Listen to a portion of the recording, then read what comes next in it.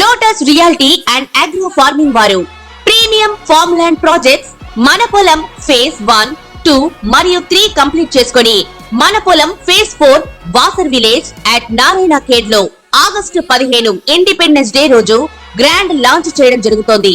Launching మరియు independence day సందర్భంగా 5 guntas land out rate లో బుక్ చేసుకున్న వారికి 1,50,000 రూపాయల డిస్కౌంట్ తో పాటు 2 గ్రాముల గోల్డ్ ఫ్రీగా ఇస్తున్నారు. పూర్తి వివరాలకు సంప్రదించండి.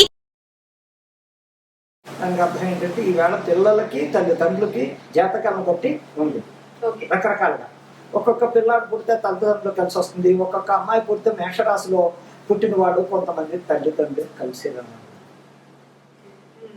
అలాగే ఈ రాశుల్లో ఎంతమందికి కలిసి రాదంటే అశ్విని నక్షత్రం మేషరాశి, భరణి నక్షత్రం మేషరాశి, ఇలాగే సింహరాశి, మకర రాశి, ఇలాగా కొన్ని రాసుల వాళ్ళకి తల్లిదండ్రుల వల్ల పిల్లల వల్ల తల్లిదండ్రులకు ఇబ్బంది రాక తప్పదు. అలా అని చెప్పేసి ఆ రాశి వాడు పుట్టిన ఐశ్వర్యం కలిసి రాదా అంటే కలిసి వస్తుంది, కానీ వీళ్ళు వాళ్ళ చెప్పు చేతల్లో ఉండాలి.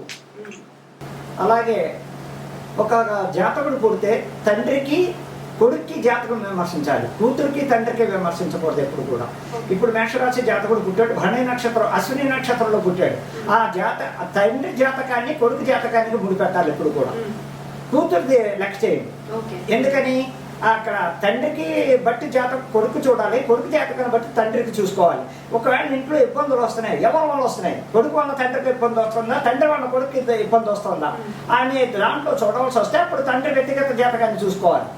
ఎందుకు ఈ ఇబ్బందులు వస్తున్నాయి మా ఇంట్లో, వీడు వచ్చిన దగ్గర నుంచి నాకు ఎందుకు ఈ కష్టాలు వస్తున్నాయి అని విమర్శిస్తున్నకి తండ్రి జాతకంలో ఏదైనా ప్రాబ్లం ఉంటే కొడుక్కి ఎఫెక్ట్ ఇస్తుంది పక్కా, షూర్. అలాగే అమ్మ ఇంకా పోతే భరణి నక్షత్రం కృతికా నక్షత్రంలోకి వస్తులోకి వృషభ రాశిలోకి వస్తులోకి వృషభ రాశి వాళ్ళ పిల్లలు కూడా పుట్టిన వాళ్ళకి కొంతమంది లక్ష్మీ కటాక్షం విపరీతంగా ఉంటుంది, శుక్రుడు అధిపతి కాబట్టి. అలాగే వృషభ రాశిలో మగ పిల్లలు పుట్టినా ఆడపిల్లలు పుట్టినా కూడా ఆ ఇంటికి లక్ష్మీదేవి ఆడపిల్ల కన్నా ముందు పుడితే లెక్క ఏమిటంటే ఆ తల్లిదండ్రులు ఎంతో చక్కగా ఉంటారు, సంతానం సుఖ సౌఖ్యాలతో వర్ధిల్లుతూ ఉంటుందని అదొక శాస్త్రం. అలాగే అందులో కూడా తేడాపాడాలు జరుగుతూ ఉంటాయి. ఒకటి ఏమంటే మా పిల్లలు ఎదుగొస్తున్నారు, ఎక్కడ ఏ రకంగా చేసినా కూడా వీళ్ళ చదువు సంఖ్యలో మమ్మల్ని ఇబ్బంది పెడుతున్నారు, ఏమిటి దీనికి కారణం అంటే అక్కడ వీళ్ళ వ్యక్తిగత జాతకాలు చూసి చెప్పాలి. ఎలాగా నా కొడుకు ఎదుగొచ్చాడు, చదవడు పెంకుదానంగా రోడ్ల మీద తిరుగుతున్నాడు అంట్లోకి అక్కడ జాతకానికి వెళ్ళిపోవాలి. ఆయన పుట్టిన టైము డేట్ ఆఫ్ బర్త్ చూసి చక్రం చూసి ఏది నడుస్తుంది, శని మహాదశ, రావు మహాదశ, చంద్ర మహాదశ, లేకపోతే శుక్ర మహాదశ, బుధ మహాదశ, ఇన్ని రాశుల్లో ఏ దశల్లో ఈ అబ్బాయికి తల్లిదండ్రులకు ఇబ్బంది పడుతుందంటే 3 వాట్లకి ఇబ్బంది కలుగుతుంది. ఏమిటయ్యా, శని మహాదశలో చాలా ట్రబుల్ పడతారు తల్లిదండ్రుల కొడుకు జాతకాల్లో. అలాగే రావు మహాదశ వస్తే ఇంకా ట్రబుల్ పడతారు. ఆ అబ్బాయికి యాక్సిడెంట్లు అవ్వచ్చు, రకరకాల ఇబ్బందులు అవ్వచ్చు, లేకపోతే వేరే అమ్మాయిలతోటైనా అమ్మాయిలతోటి ఇబ్బందులు, వీళ్ళకి ఇబ్బందులు కోరి తీసుకురావచ్చు, లవ్ అఫేర్ లో పడవచ్చు, రకరకాల ఆ దశలు అలా ఏర్పిస్తూ ఉంటాయి తల్లిదండ్రులు. అందువల్ల కూడా తల్లిదండ్రులు క్షోభపడుతూ ఆ అబ్బాయికి తగిన దానికి చేయవలసిన జపాలు కానీ హోమాలు కానీ లేకపోతే తెలిసిన జ్యోతిష్యుల దగ్గరికి వెళ్ళి నా కొడుకు జాతకం ఏంటండి, దాని పరిష్కారం ఏంటి, రెమెడీ అనేది పాయింట్. అలాగే ఇక మిథున రాశి వచ్చేసరికి మిథున రాశి అంటే వృషభ నక్షత్రం అవచ్చు, వనవర్ష నక్షత్రం అవచ్చు, ఆరుద్ర నక్షత్రం అవచ్చు. ఇందులో ఏ మిథున రాశిలో పుట్టినా సరే వాళ్ళకి పుట్టిన తల్లిదండ్రులకి ఎంతో అదృష్టం. ఆడ మగ ఎవరైనా సరే పుట్టుకలోంచి వీళ్ళు కూడా శ్రద్ధాభక్తులతో ఉంటారు, అల్లచెల్లరుగా ఉంటారు. ఎక్కడో 1000 ఇద్దరు ఉంటారు కాదని, కానీ పూర్తిగా వీళ్ళు చదువు సంధ్యల మీద ఎక్కువ చూపిస్తారు. తల్లిదండ్రులు అంటే ప్రేమాభిమానాలు చూపిస్తూ ఉంటారు. చెప్పినట్టుగా చక్కగా తల్లిదండ్రులకు అనుకూలమైన పద్ధతులు ఆడైన మొగైనా చక్కగా ఉంటారు. అలాగే కర్కాటక రాశి దగ్గరకు వస్తున్న పెంకితాను, ఆడైనా మొగైనా తల్లిదండ్రుల మాట వినరు. చెట్ట అయితే అమ్మాయి ఇంట్లో చెప్ప చేయకుండా డబ్బులు వాళ్ళు చెప్పకుండా ఇంట్లో పడుకోవడం, రోడ్లు జొలాయిలుగా తిరగడం, అనేక రకాలుగా జరుగుతూ ఉంటాయి. కర్కాటక రాశి వల్ల కూడా తల్లిదండ్రులు విపరీతమైన ట్రబుల్స్ ఉన్నాయి. ఇకపోతే సింహరాశి, సింహరాశి మకా నక్షత్రం 4 పాదాలు, పుబ్బా నక్షత్రం 4 పాదాలు, ఉత్తర 1వ పాదం దాకా కూడా సింహరాశి. కానీ మకా నక్షత్రం సింహరాశికి తేడా, పుబ్బా నక్షత్రానికి తేడాలో మకా నక్షత్రం వాళ్ళు దారి లేదు. అక్కడ చాలా తీర్థలు, చాలా పద్ధతి ఉంటుంది. అదే పుబ్బా నక్షత్రం సింహరాశిలోకి వస్తులోకి చాలా చండాలంగా ఉంటాయి పరిస్థితి. అంటే వాళ్ళ స్వతంత్రమే, ఎదుటి వాళ్ళ తల్లిదండ్రుని పట్టించుకోరు. ఉత్తరా నక్షత్ర సింహరాశి దగ్గరికి వస్తున్న వాళ్ళు కొంచెం పద్ధతి మెయింటైన్ చేస్తారు. అలాగే తల్లిదండ్రులకి ఎవరి వల్లయ్యా ఈ సింహరాశులు అంటే మకా నక్షత్రం సింహరాశి వాళ్ళు కొంచెం అందుబాటులో ఉంటారు, మిగతా వాళ్ళు అంత అందుబాటులో ఉన్నారు అని నేను ఖచ్చితంగా చెప్తున్నా. ఇంకా పోతే సింహం, కన్య రాశిలో కూడా పిల్లలు బుధుడు అధిపతి అయిన వాళ్ళు కూడా చాలా పద్ధతిగా ఉంటారు, చాలా చక్కగా చదువు సంఖ్యలో కానీ అన్నింటిలో వృద్ధిలోకి వస్తుంటారు. మధ్యలో దశలు కన్నా రాహు దశో సింహదశో కుజమహాదశో వచ్చిన వాళ్ళ కొంచెం ఇబ్బందులు పడుతూ ఉంటాడు, కానీ తల్లిదండ్రులకు ప్రాబ్లమ్స్ రావు.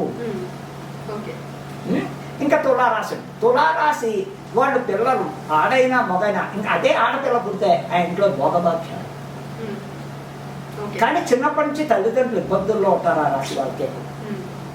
అర్థమైందమ్మా? కానీ వీళ్ళే ఆడపిల్లైన మొగరాయిలా కష్టపడి తల్లిదండ్రులు ఆదుకుంటుంది, అన్నా చెల్లెళ్ళు ఆదుకుంటుంది, తమ్ముడు ఉంటే తమ్ముడిని ఆదుకుంటుంది, కష్టపడి పైకి తీసుకొస్తారు. తులారాశి వాళ్ళు ఆడపిల్ల అవుతాయి. అలాగే మగవాడైనా సరే స్వాతి నక్షత్రం తులారాశిలో పుట్టిన వాళ్ళకి రాహు అధిపతి దుర్గాదేవి, అదే విశాఖ నక్షత్రం తులారాశిలో పుట్టిన వాళ్ళకి గురువు అధిపతి. అలాగే కానీ ఏదేమైనా తులారాశి వాళ్ళకి హెల్పింగ్ ఎక్కువ ఉంటుంది, నా బంధుత్వం అనేది ఎక్కువ వాళ్ళకు ఉంటుంది వాళ్ళలో. ఇంకా పోతే అక్కడికి తులారాశి.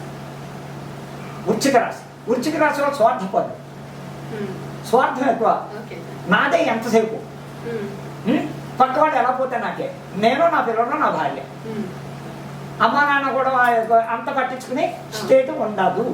వృశ్చిక రాశి ఎక్కడ దాకా అనురాధ వృశ్చిక రాశి, విశాఖ వృశ్చిక రాశి, అలాగే జ్యేష్ఠ నక్షత్రం వృశ్చిక రాశి. అలాంటి వాళ్ళంతా వాళ్ళు స్వార్థమే చూసుకుంటారు. అలా అని చెప్పి వాళ్ళకి ఇద్దరు అని చెయ్యరు, కానీ పెద్ద పట్టించుకోరు. అంతసేపు ఎంత వాళ్ళ కుటుంబం నలుగురే వాళ్ళ ఆ స్వార్థంగా ఉంటారు. ధనుస్సు రాశి చాలా పద్ధతైనగా ఉంటారు, అందులో మొండితనాలు ఉంటారు. మొండితనం ఉన్నప్పటికీ కూడా ఒకళ్ళ హాని చెయ్యరు, ఉపకారస్తులే కానీ అపకారం చేయరు. ఎందుకని గురువు అధిపతి ఉన్నవాళ్ళు, బుధుడు అధిపతి ఉన్నవాళ్ళు, శుక్రుడు అధిపతి ఉన్నవాళ్ళు ఎదుటి వాళ్ళు మేలు కోరుకుంటారు. ఫస్ట్ వాడికి జేబులో రూపాయిందా లేదా, అయ్యో వాడికి అన్నం తిన్నాడా లేదా అని ఆలోచిస్తాడే కానీ వాడు స్వార్థం కోరుకోదు. ఇలాగుంటుంది ఏమా. ఇంకా పోతే తల్లిదండ్రులకి వీళ్ళు కూడా బాగా ఉపయోగపడతారు, అలాంటి అదేంటండి మాకు తెలిసిన వాళ్ళు చాలా మంది ధనుసు రాశి వాళ్ళు వాళ్ళ అమ్మని ఇబ్బందులు పెడుతున్నారు, నేను ఎంతో మందిని చూసేవాళ్ళు అంటే అనొచ్చు, కాదని నేను దానికి అక్కడ పాపం పిల్లాడికో తల్లిదండ్రులకో దశలోనో ఎందులోనో ప్రాబ్లం వచ్చినప్పుడు అప్పుడు తప్పకుండా ప్రాబ్లం అనేది వచ్చి తీరుతుంది. అలాగే ఇంకా మకర రాశి అధిపతి శని, వాళ్ళు ఎలా ఉంటారంటే మొండి జగమొండి, వాళ్ళే కానీ శ్రవణ నక్షత్రం మకర రాశి, ధనిష్ట నక్షత్రం మకర రాశి, వీళ్ళంతా పూర్వాషాఢం ఉత్తరాషాఢ నక్షత్రం మకర రాశి వాళ్ళు వీళ్ళంతా ఎలా ఉంటారంటే మొండి జగముంది. వాళ్ళ చూస్తేనే అమ్మ చెప్పింది నాన్న చెప్పారు ఇంక వినరు వాళ్ళు అనుకోవడం అయిపోవాలి. అక్కడ ఏదైనా వీళ్ళ తప్పు చేసి కూడా వాళ్ళ అమ్మ మీద నాన్న మీద అడుగుతారు, నీ వాళ్ళే మాకు ఇవి వచ్చింది నేనేం తప్పు చేశానని అంటారే కానీ వాళ్ళు నిజగొప్పుకోరు. అలాగే కుంభరాశి, శతభిషం కుంభరాశి, ఉత్తరాభద్ర కుంభరాశి. ఇందులో కూడా శతభిషం కుంభరాశి వాళ్ళు కూడా మ్యాక్సిమం తల్లిదండ్రులకు ఉపయోగపడే వాళ్ళు చాలా మంది ఉన్నారు, నోరెత్తకుండా ఉన్న వాళ్ళు ఉన్నారు. కొంచెం ఇదిగా కానీ సెటిల్మెంట్లో నెంబర్ 1 స్థానంలో ఉంటారు. శని నడుస్తున్నా, రాహు నడుస్తున్నా పొజిషన్లో బాగుంటారు, వ్యక్తిగతంగా ఆలోచిస్తే పొజిషన్లో బాగుంటారు. అలాగే ఇంకా మీనరాశి దగ్గరకు వస్తున్నారు, చాలా మెత్తగా ఉంటారు, అతి తెలుగుగా దెబ్బ కొడతారు. అంతలో మంచిగా ఉంటారు, తెలివిగా ఉంటారు, ఎక్కువ ఎవరితోటి మాట్లాడరు, సైలెంట్గా ఉంటారు, వాళ్ళు చేసుకోవాలి వాళ్ళు చేస్తారు. ఇంటికి వస్తారు ఏం జరిగిందో దగ్గర నవ్వుతూ ఉంటారు, మనం ఏదో అనుకుంటున్నాం ఇంట్లో పెడుతులకు వేరే విధంగా. కానీ వాళ్ళ వల్ల కూడా తల్లిదండ్రులకి మంచి జరుగుతుంది కానీ కీడు జరగదు. ఇదా మా 12 రాశుల్లో వచ్చిన తల్లిదండ్రులకి కొన్ని రాశుల వల్ల ప్రాబ్లం, కొన్ని రాశుల వల్ల లాభాలు ఉన్నాయని ఖచ్చితంగా నేను ఛాలెంజ్ చేసి చెప్తాను. కర్కాటక రాశి దగ్గరికి వస్తులోకమ్మా, రాశి ప్రకారంగా చూస్తే తల్లిదండ్రులకే కాదు పక్కన వాళ్ళకి కూడా విపరీతమైన ఇబ్బందులు వస్తాయి.